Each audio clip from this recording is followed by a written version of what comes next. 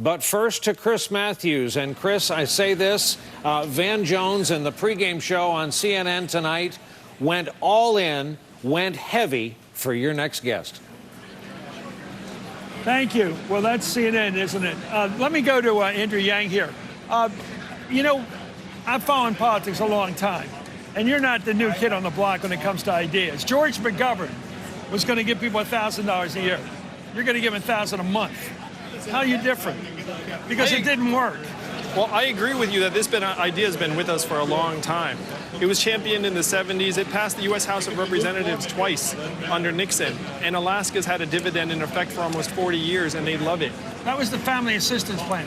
Yeah, the Family Assistance Plan and the petroleum dividend in Alaska. And what I'm saying to the American people is that technology is the oil of the 21st century. And what they're doing for the people of Alaska with oil money, we can do for everyone in the country with technology money.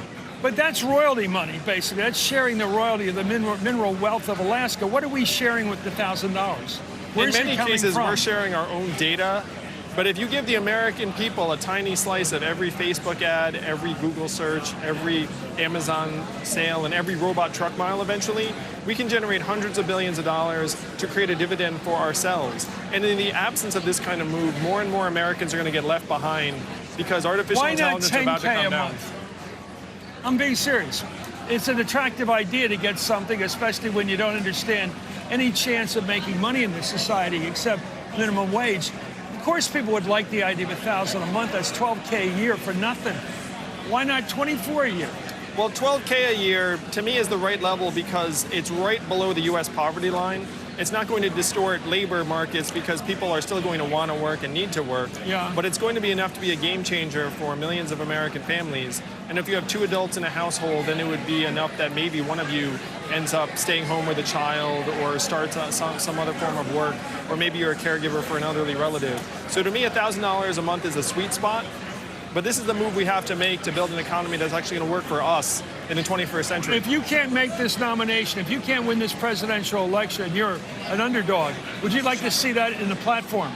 Oh, yeah. I mean, that's one of the purposes. In other words, that would be your legacy. If I could help eradicate poverty in this country, which is completely unnecessary by the numbers. Thank you. We're at 20 trillion one thing, we have the money everybody to do this. understands where you stand. It's very well done. Thank you so much. It's great to be here. Thank you, Brian, a candidate who is understood as much as the guy that used to say, the rent's too damn high. $1,000 a month is very recognizable. And I remember McGovern before that. Chris Matthews, Andrew Yang, we're not supposed to mention, was not wearing a tie.